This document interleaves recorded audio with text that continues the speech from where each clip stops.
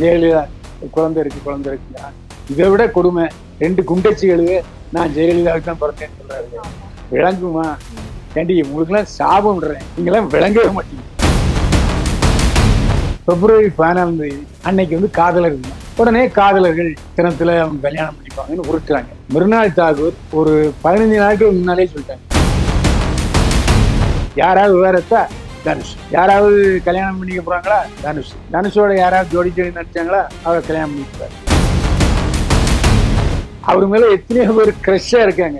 அவரு விரும்ப வேண்டியதில்லை, தானா விரும்புறவங்க இருக்காங்க. அந்த சமயத்துல ஒரு பாடி டிமாண்ட் நிறைவேற்றிருக்காரு. இதுக்கு ஒரு கல்யாணம்னு ஒரு தேவையா? மிருனால் தாகூருக்கும் தனுஷுக்கும் ஏணி வச்சா கூட எட்டாது. அவங்க ரேஞ்சு வேற, அவங்க லிவிங் ஸ்டைல் வேற.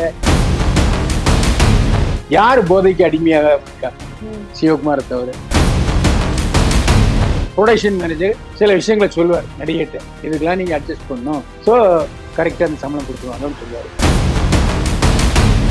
வணக்கம் சார். என்னை வாழ வைத்துக் கொண்டிருக்கும் யூடியூப் சேனல் நேயர்களுக்கு நன்றியும் வணக்கம். உங்களை பார்க்கும்போது தான் சினிமாவில் வந்து என்ன நடக்குது அப்படின்றதே நம்மளால தெரிஞ்சுக்க முடியுது. ஒரு விஷயம் இப்ப ரொம்ப பரபரப்பா போய்கிட்டு இருக்கு சார். எல்லாரும் வந்து 2வது கல்யாணத்தை நோக்கி போயிட்டு இருக்காங்க. முதல் கல்யாணம்ன்றது போகி இப்ப 2வது கல்யாணம் வந்து ஆரம்பிச்சிட்டு இருக்கு. அந்த மாதிரி நடிகர் தனுஷ் வந்து மிருனால் தாகூரை 2வது கல்யாணம் பண்ண போறாரு. அதுவும் February 14 அன்னைக்கு கல்யாணம்னு சொல்லி டேட் எல்லாம் அனௌன்ஸ் பண்றாங்க. அது உண்மையா சார்? யூடியூப்காரங்க நேயர்களை தங்கள் வயப்படுத்துவதற்காக, பார்வையாளர்களை அதிகப்படுத்துவதற்காக உருட்டுல இதுவும் ஒண்ணு. பிப்ரவரி 14 அன்னைக்கு வந்து காதலர் தினம். உடனே காதலர்கள் தினத்துல அவங்க கல்யாணம் பண்ணிப்பாங்கன்னு உருட்டுறாங்க. மிருனால் தாகூர் ஒரு 15 நாட்களுக்கு முன்னாலே சொல்லிட்டாங்க, அவர் எனக்கு நண்பர், அவ்வளவுதான். சும்மா இந்த மீடியாக்காரங்க போட்டு உருட்டிட்டு இருக்காங்கன்னு ஒண்ணு. 2வது, தனுஷ் ஏன் மௌனமா இருக்காருன்னு நீங்க கேட்கலாம். எத்தனை இடத்துல தாங்க அவர் மறுத்துக்கிட்டே இருப்பாரு. அவருக்கு வேலையே இப்ப இதாத்தான் இருக்கும். அவர் டைரக்ட் பண்றாரு, நடிக்கிறாரு, ஹிந்தி படத்துல நடிக்கிறாரு, தெலுங்கு படத்துல நடிக்கிறாரு, ஹிந்தி படத்துல, இங்கிலீஷ் படத்துல நடிக்கிறாரு. அவருக்கு நேரமே இல்லை. ஒரு காலகட்டத்துல இதுக்கெல்லாம் பதில் சொல்ல வேண்டிய பொறுப்பு அவருக்கு இருந்துச்சு. ஆட போட இவனை சும்மா நேரத்துக்கு எதையாவது கிளப்பிக்கிட்டே இருக்காங்க. யாராவது விவரத்தா தனுஷ், யாராவது கல்யாணம் பண்ணிக்க போறாங்களா தனுஷ், தனுஷோட யாராவது ஜோடி நடிச்சாங்களா அவரை கல்யாணம் பண்ணிக்க போறாரு. இப்படியே பொருளையை கிளப்பிட்டு இருக்காங்க. ஒரு தனுஷ் ஸ்தானத்துல நம்ம இருந்து பார்த்தோம்னா, அவருக்கு இப்போ வயதுக்கு வந்த பையன் இருக்கான், 2 பசங்க இருக்காங்க. 2 பேருமே அப்படி சிங்கக்குட்டி மாதிரி இருக்காங்க. அவரு மேல 2 பேரும் இவரு ரொம்ப பாசத்தை வச்சிருக்காரு. அந்த சூழ்நிலையில பையன்களுக்கு கல்யாணம் பண்ணிக்க கொடுக்க வேண்டிய வயசுல அப்பா கல்யாணம் பண்ணிப்பாரு. ஒரு சின்ன பிளாஷ்பேக்.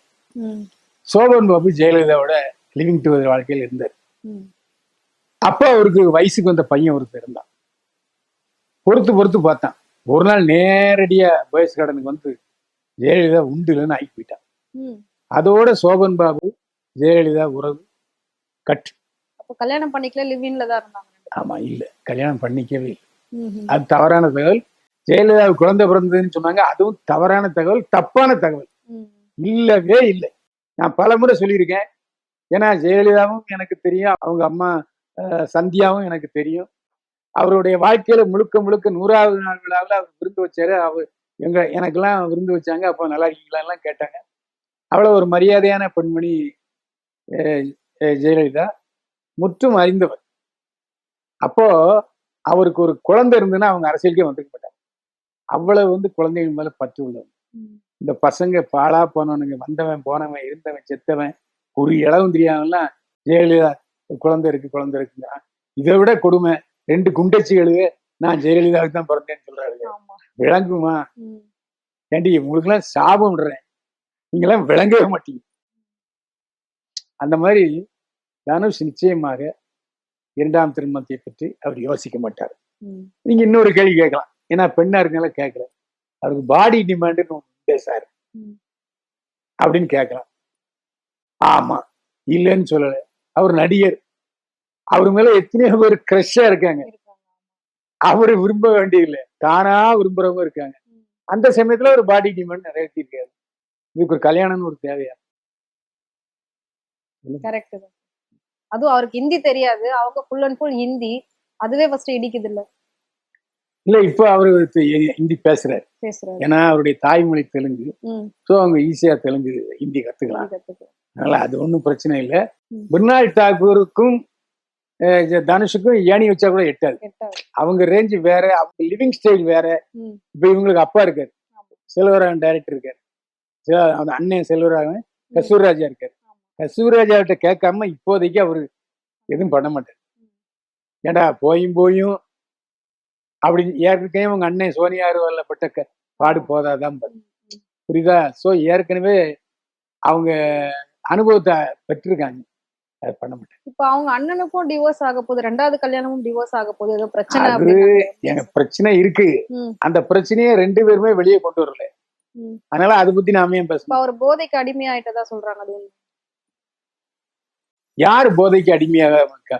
ம். சிவகுமாரை தவிர 1-2 பேர் இருக்காங்க குடிக்காம இருக்காங்க. ம். மற்றவங்க எல்லாம் ஏதோ படப்பிடிப்பு இல்லாத நேரத்துல, இல்ல படப்பிடிப்பு முடிஞ்ச நேரத்துல தண்ணி அடிக்க தான் செய்றாங்க. ம். அவங்களா டாக்டரா பார்த்து எப்பா வேண்டாம் நிறுத்திக்கன்னா நிறுத்துறாங்க. ம். ம். உதாரணம் சொல்ல போனா இயக்குனர் பாலா ம். சமீபத்தில் சொல்லியிருக்கு. ஆமா, நிறுத்திருக்காங்க. என்ன, அதனால அது மாதிரி டாக்டரா சொன்னா அவங்களா புரிஞ்சுக்கிட்டாதான் உண்டு. ம். மற்றபடி எல்லாருமே அப்படிதான் இருக்காங்க. குடிக்கிறவங்க தான். ஓகே. இப்ப சோனியா அகர்வாலும் குடிச்சாங்க, இவரும் குடிச்சாரு. ம். அதனால போதையினால் அவர்கள் விவாகரத்து செய்து கொண்டார்கள்னா ம். அது ரொம்ப ரேர். இப்ப நம்ம ரெண்டாவது கல்யாணத்தை பத்தி பேசியிருந்தோம். ரீசெண்டா ஒரு நடிகை வந்து ரெண்டாவது கல்யாணம் பண்ணிருக்காங்க, பிக் பாஸ் புகழ் சம்யுக்தா அப்படின்னு சொல்லிட்டு. சோ அனிருத் ஸ்ரீகாந்தி அப்படின்றவரை கல்யாணம் பண்ணிருக்காங்க. அவரும் ஏற்கனவே திருமணம் ஆனவர். ஆனாலும் இன்னொரு முக்கியமான விஷயம் என்ன அப்படின்னா, சம்யுக்தாவோட முன்னாள் ஃப்ரெண்டோட ஹஸ்பண்ட் அப்படின்றாங்க. இது ஒரு ட்ரெண்ட் ஆயிடுச்சு, ஃப்ரெண்டோட ஹஸ்பண்டை வந்து கரெக்ட் பண்றதுன்றது. சோ இப்ப அந்த கல்யாணம் வந்து அவங்க கோவில்ல பண்ணிருக்கிறதாவும், ஆனா அது வந்து செல்லாது அப்படின்னு ஒரு பக்கம் பேசுறாங்க. இதுல என்ன சார் நடந்துட்டு இருக்கு உண்மையா? நிறைய பேரு ம். கோயில்ல வெளிப்புறத்துல இருந்துகிட்டு மாலையை மாத்திடுவாங்க. ஆமா. அதை வந்து யாரும் தடுக்க முடியாது. ம். திருப்பதி கோயில்லையும் ம். கல்யாணம் பண்ணா அதுக்குன்னு ஒரு விதிமுறைகள் இருக்கு. ஆமா. அந்த விதிமுறைகள் கட்டணம் எல்லாம் அவங்க விதிமுறைகளை சரியா இருக்கான்னு சரிபார்த்த பிறகு கட்டணம் வாங்கி முறையா அந்த இடத்துல கல்யாணம் பண்ணிருப்பாங்க. அதே மாதிரி இந்து மத அறநிலையத்துறையிலையும் திருமணத்துக்குன்னு சில சட்ட விதிகள் இருக்கு. என்னுடைய மகள் திருமணம் கூட திருப்பூர் முருகன் கோயில நடந்துச்சு. ம். 15 நாட்களுக்கு முன்னாலேயே மணமகன் போட்டோ, மணமகள் போட்டோ, ஆமா. 2 அப்பா Register பண்ணணும். அம்மா போட்டோ, ஆதார் கார்டு எல்லாம் கொடுத்த பிறகுதான் ம். அவங்க வந்து கல்யாணம் பண்ணிக்கிறாங்க. ம். அப்படி இருக்கும்போது இவங்க தடாலடியா போவாங்க, மாலையை மாத்திப்பாங்க. அந்த திருமணம் செல்லாது. ம். அது சட்டத்துக்கு உட்பட்டது அல்ல. இப்போ இந்த இணையத்துல ரிஜிஸ்ட்ரேஷன் பண்ணா கூட அதை எடுத்து 10 நாள்ல நீங்க ரிஜிஸ்ட்ரேஷன் ஆபீஸ்ல கொண்டு கொடுத்தா அவங்க அட்டஸ்ட் பண்ணி கொடுத்துருவாங்க. ஆமா. இதுதான் நடைமுறை. ம். இந்த நடைமுறையை அவங்க பின்பற்றினார்களா என்பது எனக்கு தெரியும். ம். ஏன்னா 2 பேருமே டிவோர்ஸ் சர்டிஃபிகேட் அதெல்லாம் கொடுக்கணும். அதனால அது செல்லுமா செல்லாதாங்கிற சந்தேகம். ம். So அவங்களோட கல்யாணம் எனவே வந்து செல்லாது. நேயர்களுக்கு ஒரு மிகப்பெரிய அறிவிப்பு என்னன்னா, கல்யாணம் பண்ணிட்டாங்க, அதுவும் கோயில்ல கல்யாணம் பண்ணிட்டாங்கன்னா அது கிட்டத்தட்ட அது வந்து திருமணம் மாதிரி, திருமணம் அல்ல. சோ அதே மாதிரி இன்னொரு நடிகை வந்து சம்பளமே வாங்காம நடிச்சிட்டு இருக்கிறதா சொல்றாங்க. அது ஆமா, நிக்கிலா விமல் ம். இன்னொரு நடிகை. ம். அவங்க வந்து இப்போ ஒரு வருஷமா சினிமாவில் நடிக்கல. இல்ல. ஆமா. இப்போ திடீர்னு ஒரு கம்ப்ளைண்ட் என்ன சொல்றாங்கன்னா, நான் கடைசியா நடிச்ச 4 படங்களுக்கு இப்போ ப்ரொடியூசர் சம்பளமே கொடுக்கல. நான் பல முறை கேட்டேன், நொந்து போய் விட்டுட்டேன். எதுக்கு சும்மா சினிமால ஓசையில் நடிக்கணும் என்று சொல்லி நான் சினிமாவில் நடிப்பதை நிறுத்தி விட்டேன் என்று நிக்கிலா விமல் வருத்தமா சொல்லியிருக்காரு. அவ்வளவு கோடி கோடியா படம் எடுக்கிறாங்க சார். பணம் போட்டு ஒரு நடிகைக்கு சம்பளம் கொடுக்க முடியலன்னா அது காரணம் என்ன சார்? இதுல சம்பளம் கொடுப்பதற்கு ஒரு விஷயம் இருக்கு. அந்த நடிகை ஒப்பந்தமாகும் பொழுதே ப்ரொடக்ஷன் மேனேஜர் சில விஷயங்களை சொல்லுவார் நடிகைட்ட, ம். இதுக்கெல்லாம் நீங்க அட்ஜஸ்ட் பண்ணணும், ஸோ கரெக்டா அந்த சம்பளம் கொடுத்துருவாங்கன்னு சொல்லுவாரு. இடையில இந்த நடிகைகள் வந்து முரண்டு பிடிப்பாங்க, ம். அதெல்லாம் முடியாதுன்னா அவன் சம்பளத்தை நிறுத்திடுவான். So அதனால ஒரு காரணமா? அதுவும் ஒரு காரணம், அதுல எந்த சந்தேகம் இல்லை. ஆனா இவ்வளவு தூரம் பேசுறவங்க யார் இந்த ப்ரொடியூசர்லையும் சொல்ல மாட்டேங்கிறாங்களே, ம். அதுல வேதனை. அப்பதானே அவன் மேல நடவடிக்கை எடுக்க முடியும். சரி, இந்த நடிகை இவ்வளவு தூரம் சொல்றாங்கல்ல, நடிகை சங்கத்துல ஏன் கம்ப்ளைண்ட் கொடுக்கல? அதுக்கான ஒப்பந்தம் அவங்க வச்சிருக்காங்களா? ம். ஏன் கம்ப்ளைண்ட் கொடுக்கல? இந்த கேள்வியெல்லாம் எழத்தான் செய்யும். சும்மா பப்ளிசிட்டி சேக்காக வாய்க்கு வந்து பேசுறது கூட உண்டு. நிக்கிலா விமல் சொன்னது உண்மைன்னு நான் சொல்ல மாட்டேன். ம். அப்படி உண்மைன்னா இந்தந்த ப்ரொடியூசர் எனக்கு தரல, இந்த பாருங்க 10 ரூபான்னு சொல்லியிருப்பாங்க. ஆமா. சும்மா பொத்தாம்பதுல போற போக்குல அடி வாரி தூக்கி போனா என்ன? So, நடிகர் சங்கத்துல இருந்து ஒரு பிரச்சனைக்கு முன் வராங்க அப்படின்னா நம்ம வந்து அதுல உறுப்பினரா இருந்தா தானே சார் நம்ம வந்து அதை அணுக முடியும். அது ஒரு விஷயம் இருக்குல்ல. இல்ல மேக்சிமம் ஒரு 2வது படத்துக்கே நடிகர் சங்கத்துல இருந்து சேர்ந்துடணும். சேர்ந்துடணும். ஏன்னா அப்ப நல்ல சம்பளம் வாங்கிடுவாங்க, ம். ப்ரொடியூசரே அதுக்கான காசு கட்டிட்டு. ஒரு சிலர் தான் சேராம இருப்பாங்க, ம். ஆனா அப்புறம் மறுபடியும் எல்லாரும் சேர்ந்துருவாங்க. அது பிறமொழி நடிகர்களா இருந்தாலும் ம். அதான் சட்டம், சேர்ந்துருவாங்க.